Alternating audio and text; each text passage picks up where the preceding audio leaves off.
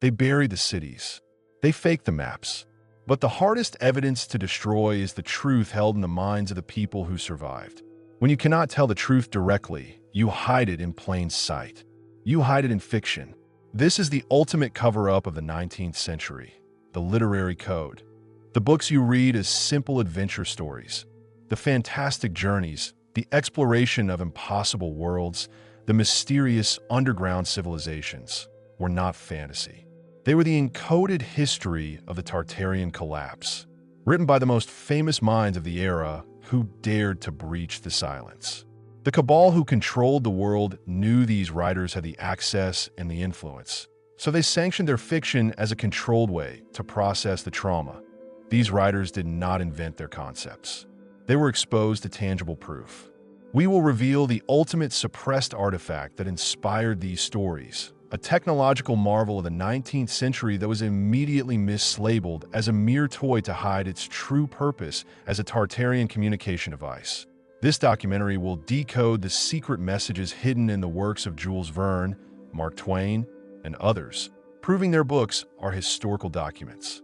Watch until the very end, subscribe this channel, like this video, and you will learn the exact final warning left behind by one of these writers before his work was tragically censored.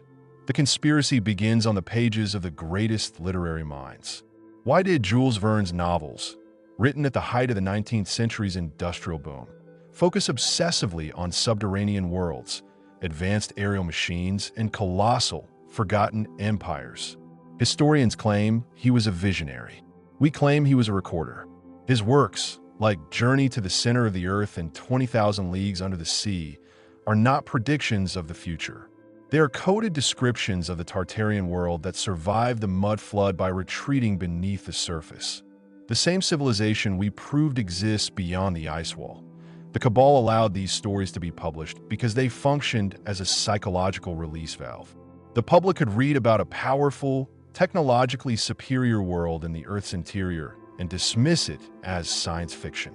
This neutralized the true threat, the idea that the mud flood was real and that a powerful society escaped. The writers, in turn, often used the literary license as a shield, attempting to preserve the true memory. They had access to the elite circles, the exploration logs, and the early archaeological finds. Their stories became the last bastion of genuine historical documentation before the full force of the 19th century's propaganda machine took over. The literary code proves what they knew, but the cabal had to create the image of their own triumph. They didn't just fake photographs of people. They faked documentary film footage of their own technological achievements. The next segment will expose the undeniable proof that the very first cinematic records of the 19th century are nothing more than elaborate studio hoaxes. The camera was the ultimate weapon of the 19th century. It faked photographs of crowds, but the rise of cinematic technology presented a new, powerful opportunity for deception. The very first documentary film footage you see, records claiming to show the great industrial advances, are elaborate studio hoaxes designed to cement the lie of rapid Victorian progress. Look at these earliest surviving cinematic records, allegedly shot in the 1880s and 1890s.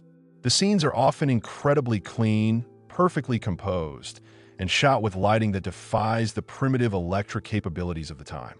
The atmosphere is less documentary and more stage play. We believe these were created in controlled studio environments, using artificial backdrops and carefully staged actors to give the illusion of a rapidly industrialized, triumphant 19th century. The goal was to provide moving proof of the official narrative. Look, we are building colossal machines. We are creating massive factories. We are progressing. This was necessary because the physical evidence, the actual, slow, difficult process of inheriting and cleaning up the Tartarian ruins, was far less inspiring. The fake footage often focused obsessively on trains and steam engines. Why? Because the trains were essential to the new controllers, the rail barons, who were consolidating power and resources across continents. By glorifying the locomotive, they were validating their own economic dominance over Tartaria's free energy grid.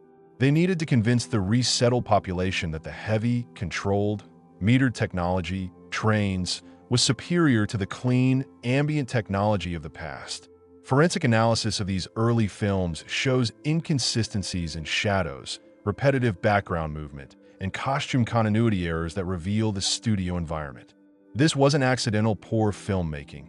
It was intentional propaganda filmed in the quiet, empty stage rooms of the newly founded film industry.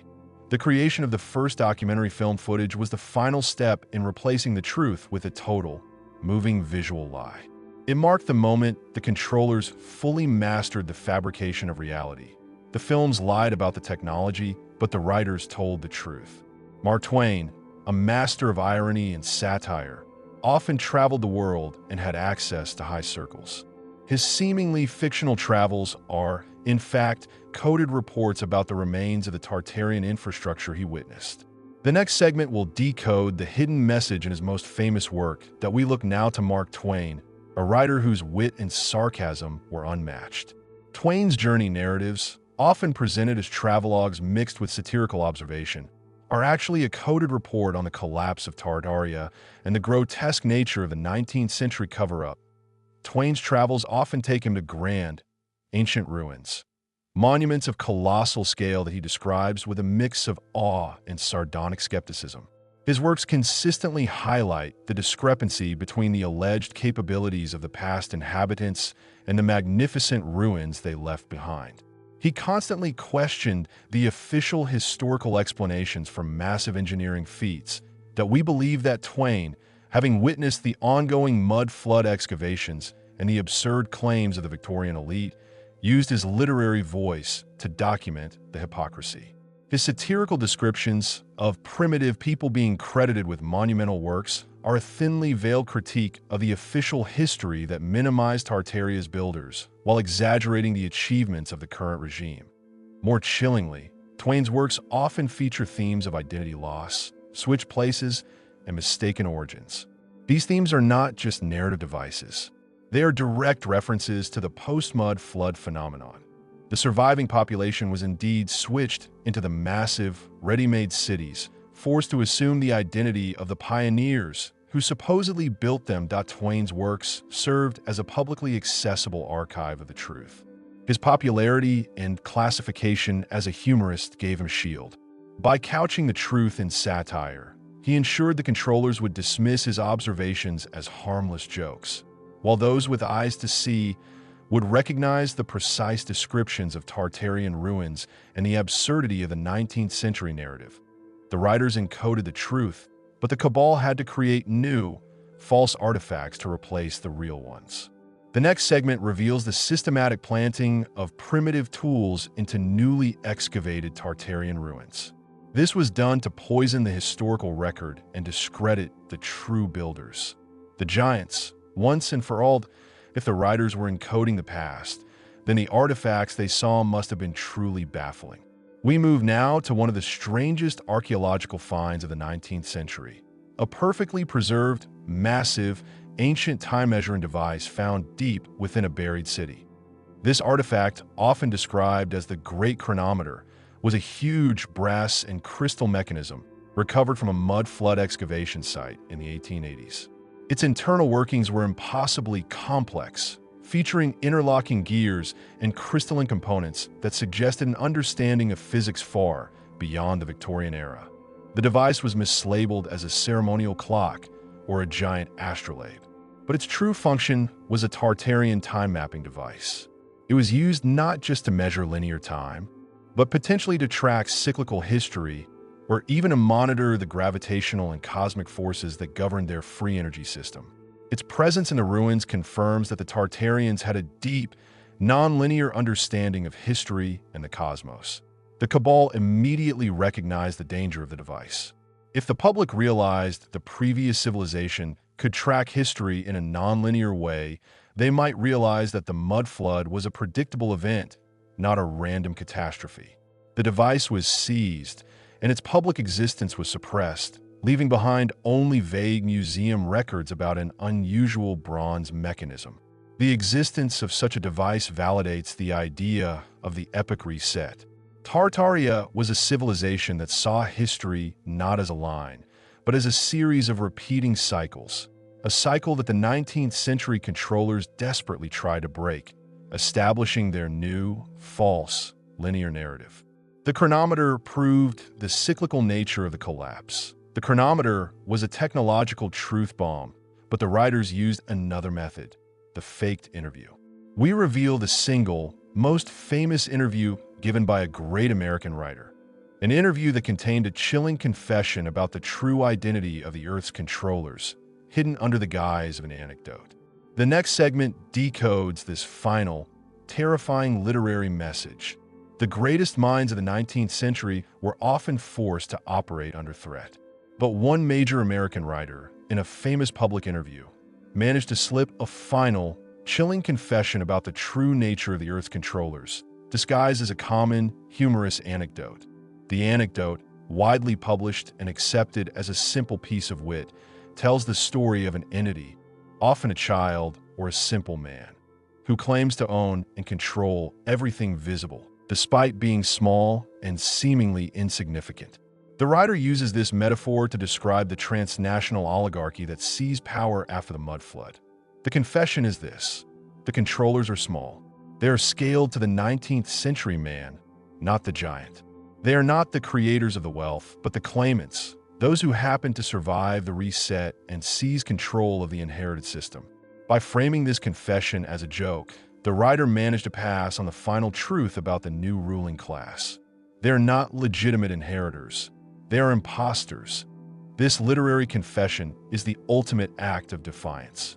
It proves that the entire body of 19th century fiction, from the dark psychological horror of Poe to the witty travelogues of Twain, forms a coordinated, hidden truth archive designed to resist the systematic fabrication of history. The writers risked everything to ensure that the memory of Tartaria, the giants, and the global collapse would not be entirely extinguished. The writers knew the game. They knew the Earth was not what the new maps claimed, and they encoded the geographical secrets into their novels, providing clues to the forbidden lands beyond the ice wall. That we have decoded the literary truth and exposed the psychological operation. But the final, most terrifying question must now be answered. What was the ultimate fate of the writers themselves? The next segment reveals the bizarre accidents and sudden disappearances that befell the 19th century minds who knew too much. The cover-up ended not with censorship, but with elimination. The writers encoded the truth, but the simple fact remains: the entire 19th century was built upon a fragile lie. The cabal's main fear was not the books. It was the people who survived the collapse, the individuals who still held the genuine memory of Tartaria. The ultimate act of censorship was elimination. That you've seen the fake documents. Now, confront the brutal truth about the people who knew too much. The bizarre accidents and sudden disappearances that plagued the most insightful minds of the 19th century were not coincidences. Watch until the very end, subscribe this channel, like this video, and you will learn the secret code word the controllers used to mark targets for elimination. The controllers needed to silence two groups. First, the Tartarian survivors who still understood the hidden technology. And second, the 19th century intellectuals who, through their own brilliance or access to elite circles, began to piece together the global cover-up. The official record calls these events accidents, suicides, or political purges. We call them historical cleansing. The pattern is chilling: sudden deaths by illness, mysterious shipwrecks, or abrupt, complete professional ruin. These events often targeted those who were researching suppressed energy, like Tesla's financiers, those reporting oversized archaeological finds, or those writing fiction that got too close to the truth. The elimination campaign was ruthless and systematic, designed to sever the final links between the current population and the immediate memory of the collapse. The primary goal of this campaign was psychological terror. By making the disappearances seem random, the cabal ensured that every intellectual in the 19th century learned a simple, terrifying lesson: question the timeline, and you vanish. This created a climate of paranoid silence that was more effective than any physical censorship. The writers who survived, like Twain and Verne, learned to hide the truth in plain sight, knowing that explicit declaration meant death. The elimination campaign was cruel, but it had a direct technological purpose. It was designed to secure the final piece of Tartarian military hardware, the anti-gravity generator. The next segment will reveal the shocking 19th century artifact that proves the giants used technology to defy gravity. The architectural lie of the star forts and the colossal buildings demands an answer to a simple question. How did they move the massive stone blocks? The answer is not steam or horsepower. It is anti-gravity.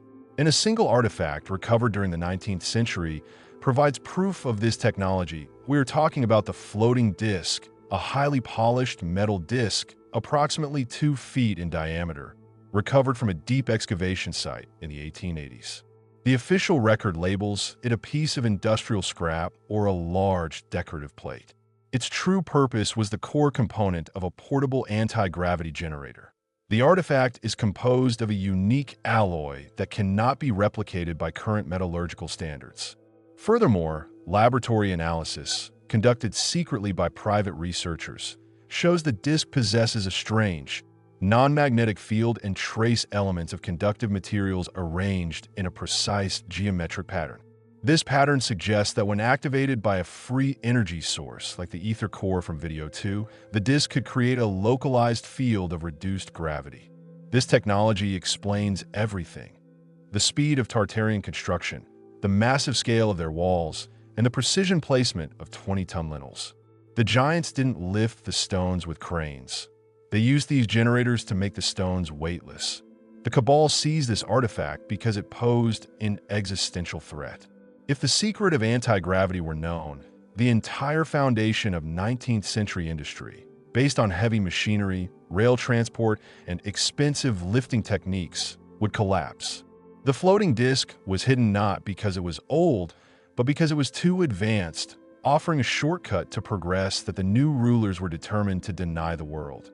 The anti-gravity generator was technological proof, but the biggest clue to the cover-up is hidden in the 19th century's most famous literary invention, the time machine.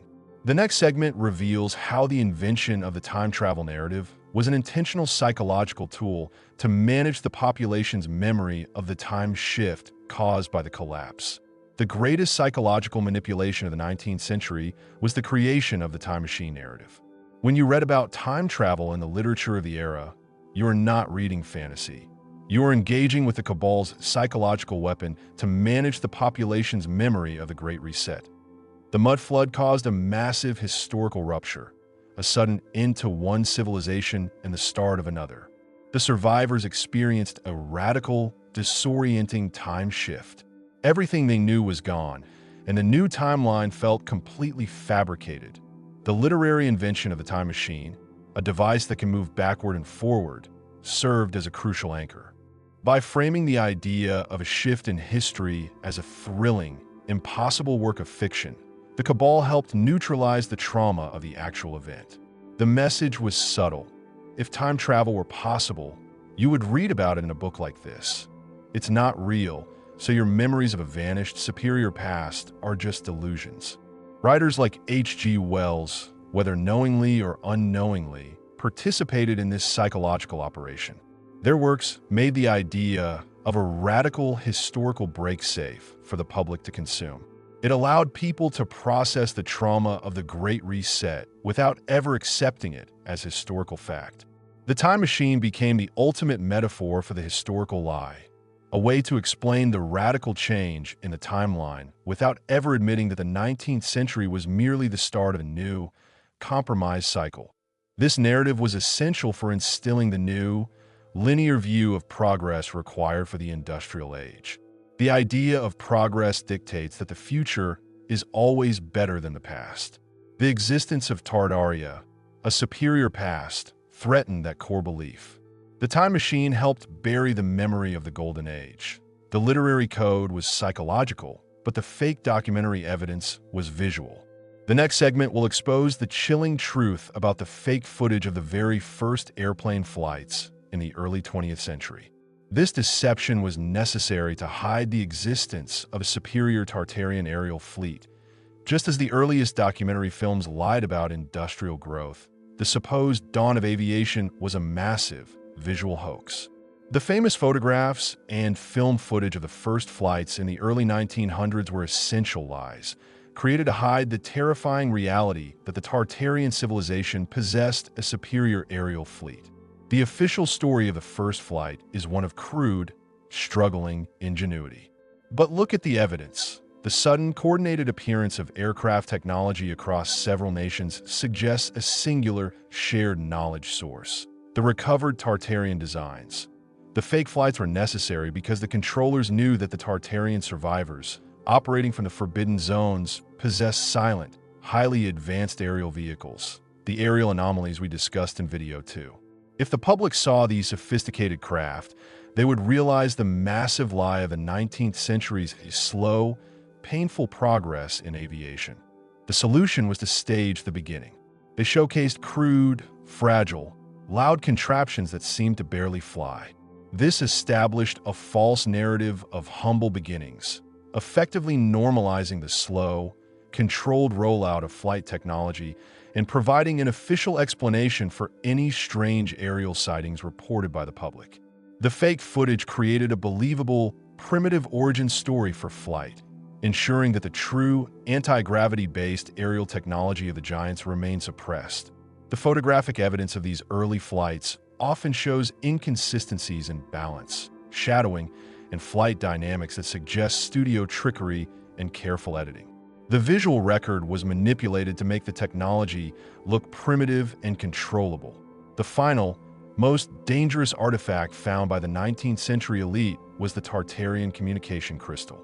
This device was capable of connecting to the surviving civilization beyond the ice wall. The next segment reveals the object's purpose and how it was mislabeled as a mere decorative curiosity to suppress the greatest threat to the New World Order. The controllers had seized the buildings and the land, but they could not silence the entire civilization. The final, most dangerous artifact they suppressed was the Tartarian communication crystal. This device was the last link to the hidden, surviving population. This artifact, often described as an orgone crystal or unique, large quartz formation, was discovered in an abandoned Tartarian communication tower during the 1890s. It was immediately seized and mislabeled as a geological curiosity to hide its purpose. The crystal was a highly resonant, naturally occurring material, precisely cut and charged to receive and transmit subtle electromagnetic signals over vast distances, effectively a wireless, instantaneous communication device that bypassed all conventional telegraphy. It was the only way the surviving Tartarian communities could potentially coordinate an attack or expose the truth. The controllers, realizing the crystal's function, immediately dismantled the communication towers and sealed the mines where similar quartz was found. The single recovered crystal was placed in a vault, ensuring that the fragmented surface population remained isolated and unable to communicate the truth globally. The suppression of this crystal proves the ultimate fear of the 19th century elite: coordination. As long as the remaining Tartarian communities could not communicate, the mudflood cover-up remained intact. The crystal was the key to global resistance, and its disappearance guaranteed the silence of a new age. We have exposed the literary codes, the anti-gravity secrets, and the communication shutdown. But the final layer of the cover-up is the most insidious. The ultimate question remains: did the entire 19th century, the wars, the diseases, the social upheaval, happen exactly as we were told, or was it all part of the ultimate script to distract the resettled population? The final segment reveals the astonishing truth about the fabricated chaos of the 19th century. We have exposed the technological secrets they buried, but the greatest lie of the 19th century was the state of the world itself. Was the era of social upheaval, rapid wars, and widespread disease the natural result of human progress? Or was it fabricated chaos designed to distract the resettled population from the truth? You have seen the code in the books and the anti-gravity discs. If this evidence confirms the truth about the manipulation of the 19th century population, make sure you subscribe to the Epoch Reset channel and hit the like button right now, because we're about to reveal the chilling truth about the fabricated wars and diseases they used to distract you, and you will learn how the chaos was secretly controlled. The chaos of the 19th century served a primary purpose: distraction.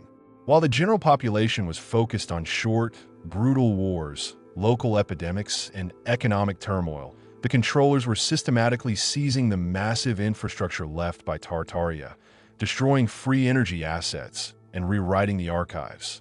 The short, intense military conflicts that defined the 19th century were often fought over territories containing valuable Tartarian resources, like abandoned free energy towers or critical access points to the subterranean world. These wars were not about nationalism. They were resource wars disguised as political conflicts, used to provide a plausible reason for the deployment of military assets to neutralize Tartarian remnants. Furthermore, the simultaneous rise of mass epidemics across resettled cities was necessary to maintain population compliance. A sick, fearful, and constantly recovering population is easily controlled. The chaos ensured that nobody had the time, resources, or stability to question the massive architectural anomalies, the half-buried buildings, that were right in front of them. The evidence suggests that the chaos was not random. It was managed. The timing of the wars and the spread of disease often coincided precisely with major archaeological finds or the need for the controllers to seize a new territory containing Tartarian technology. The chaos was the ultimate psychological weapon to stabilize the new, false timeline. The manipulation was physical, but the ultimate lie was spiritual.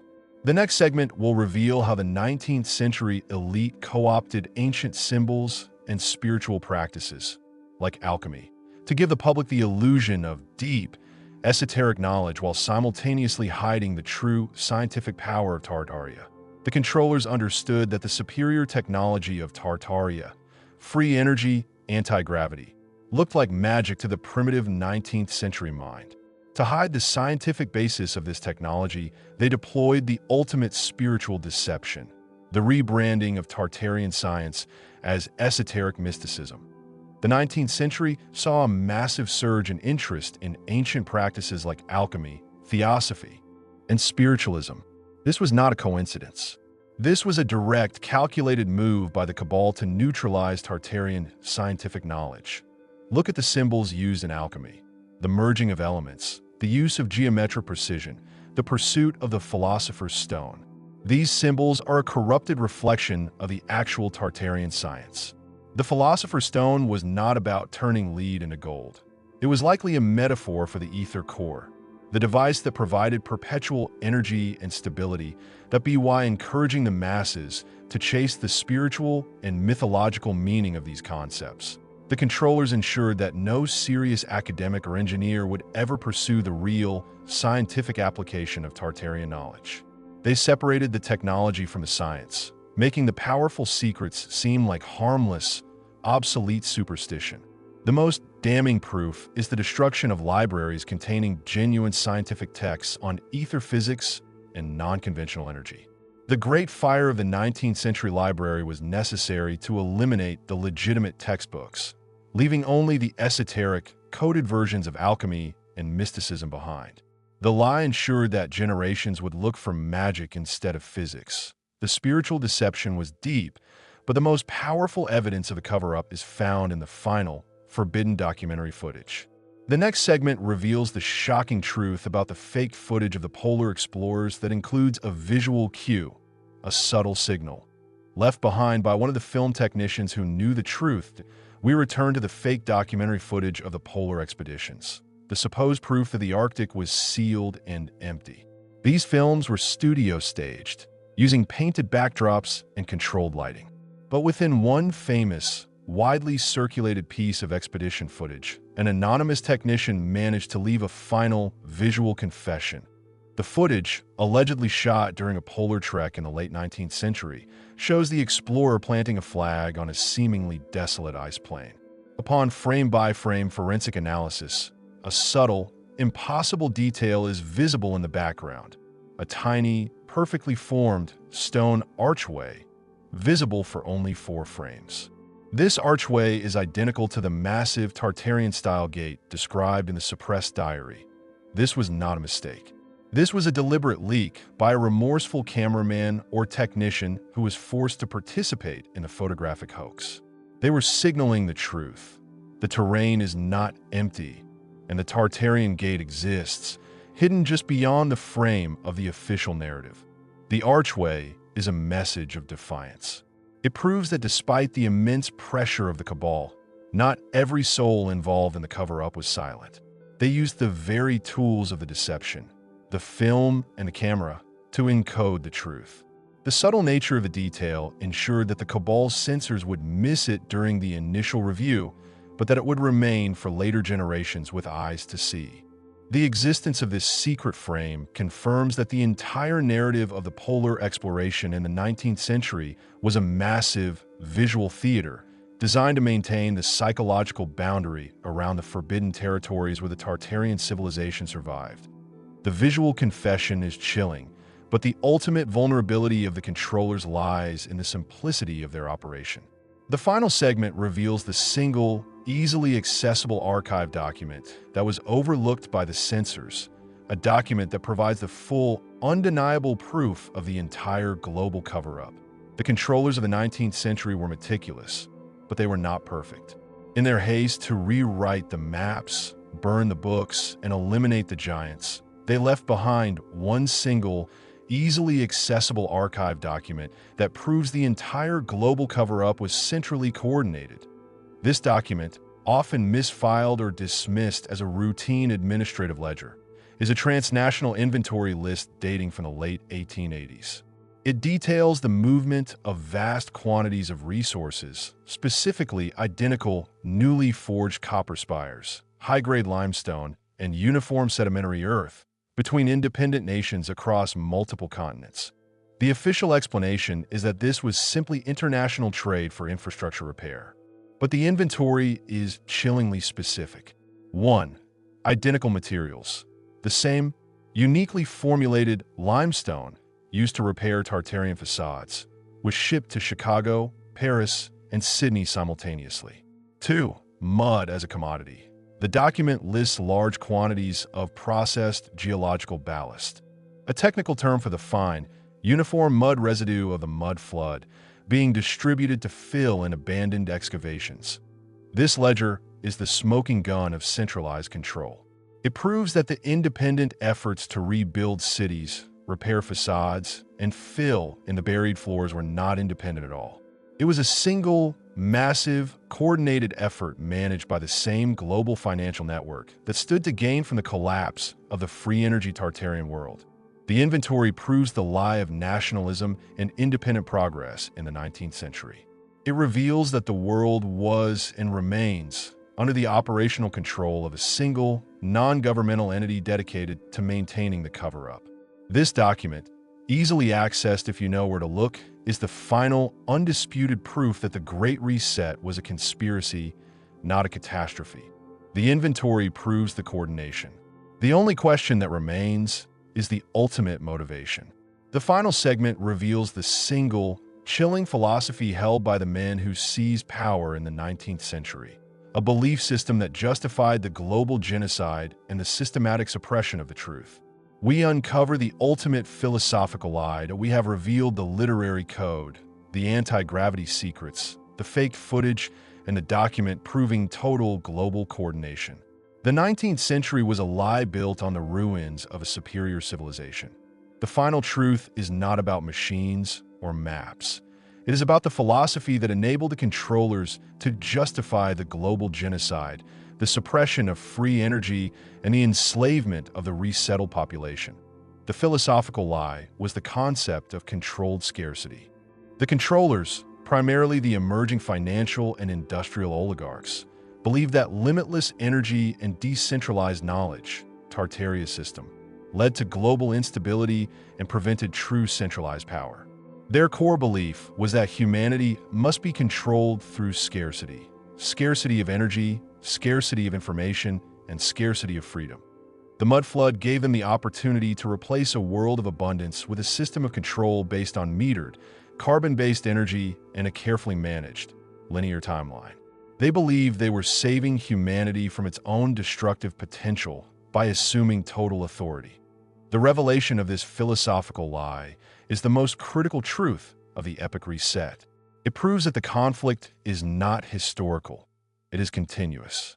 It is the conflict between free abundance and controlled scarcity that we have decoded the writer's final warning and exposed the global inventory of the cover-up. Now is your turn to act. If this video has opened your eyes to the philosophical lie of the 19th century, then subscribe to Epoch Reset, hit that notification bell, and leave a comment below right now.